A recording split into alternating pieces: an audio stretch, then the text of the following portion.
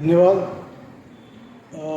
मगापासून अतिशय सुंदर असं भाषण ज्यांनी सादर केलं, वेगवेगळ्या कवितांच्या मार्फत आपलं मनोरंजन केलं आणि आपल्याला सगळ्यांना उद्युक्त केलं की एका जागी बसावं. त्या मालुणकर सरांचे सर्वात प्रथम मी आभार मानतो.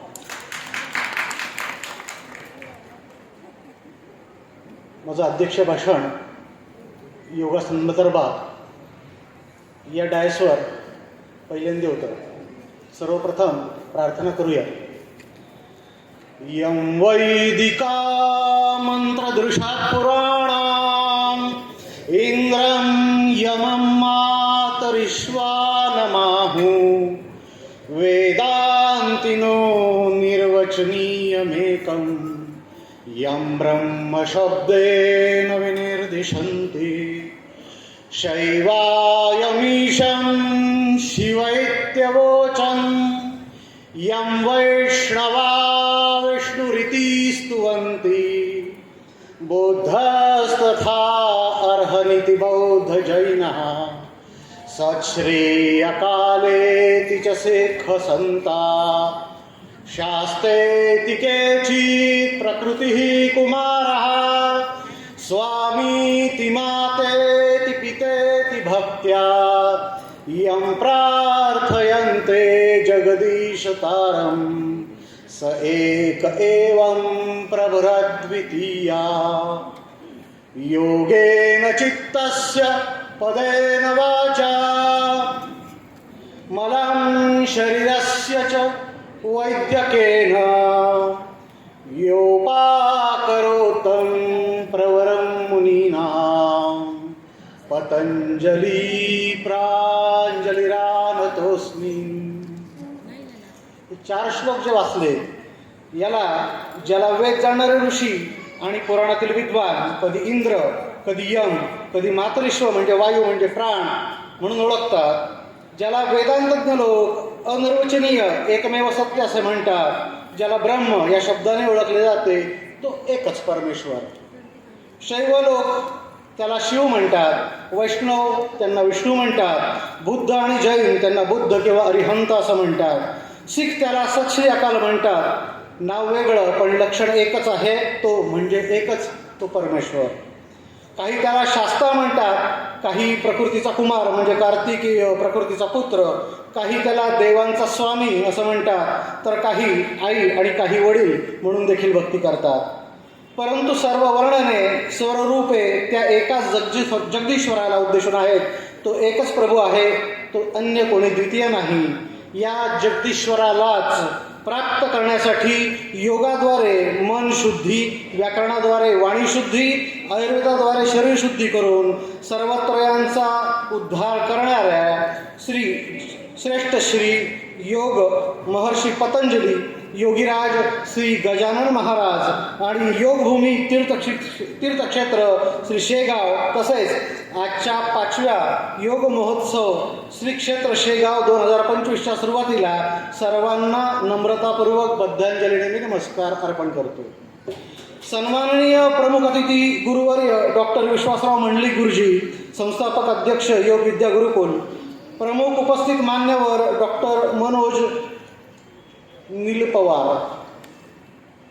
आपण उच्चार करताना नीलपवार असा करतो नाशिकचे लोक. नीलपवार असा उच्चार आहे.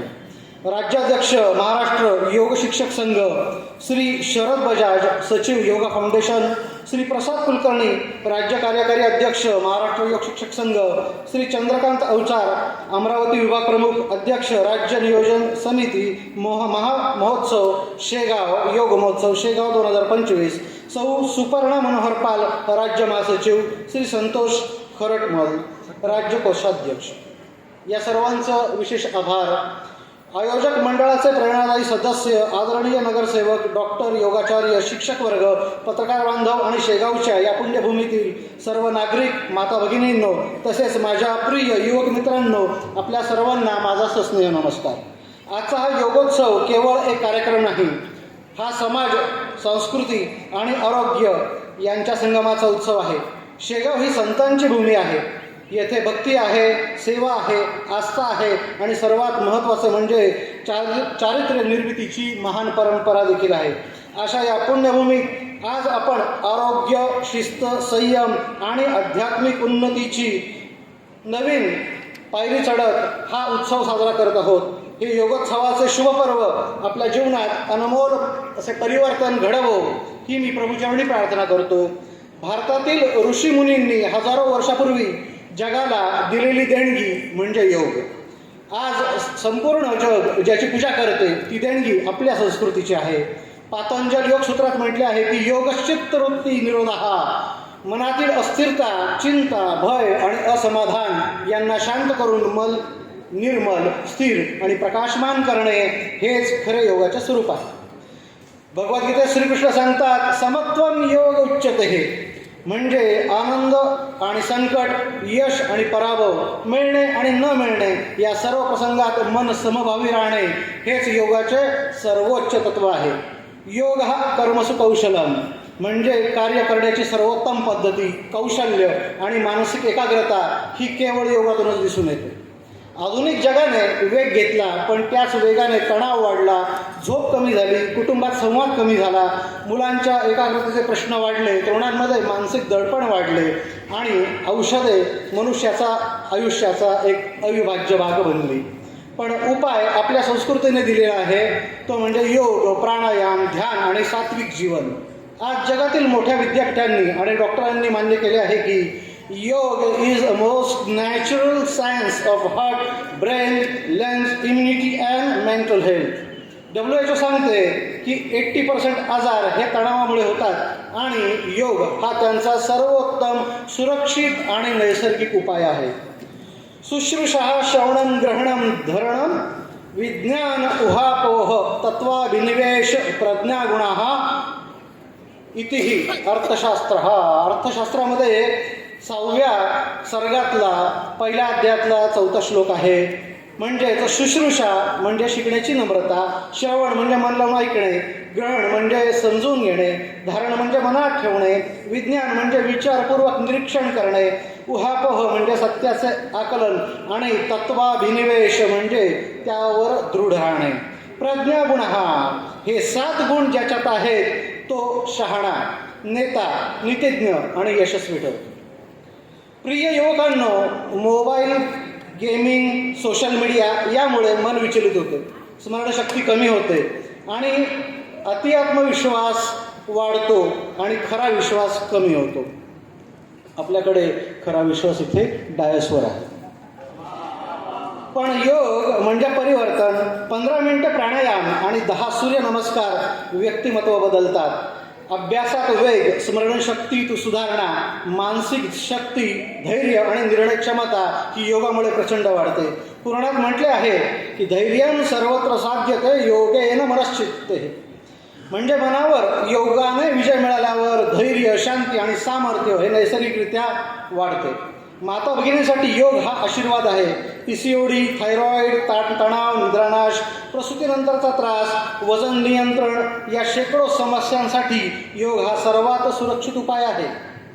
शरीर संतुलन, मनशांती, घर आनंदी, म्हणजेच शरीरं माध्यम खलु धर्मसाधनम. शरीर निरोगी असेल तरच धर्म, कर्तव्य आणि संसार हा यशस्वी होतो. आपले ज्येष्ठ नागरिक जे आयुष्यभर कुटुंबासाठी झटले त्यांच्यासाठी योग म्हणजे नवजीवन. गुडघेदुखी, श्वसन, रक्तदाब, हृदयाचे श्वसन, स्वास्थ्य, चालणे, उभे राहणे योगामुळे अधिक सुलभ होतं. अनेक वृद्धांनी औषधांवर अवलंबून न राहता केवळ योगाने आरोग्य सुधारले आहे.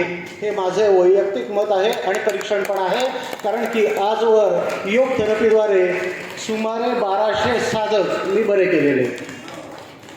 शेगावची परंपरा सांगते भक्ती, सेवा आणि संस्कार, आणि योग सांगतो शिस्त, संयम आणि समत्व.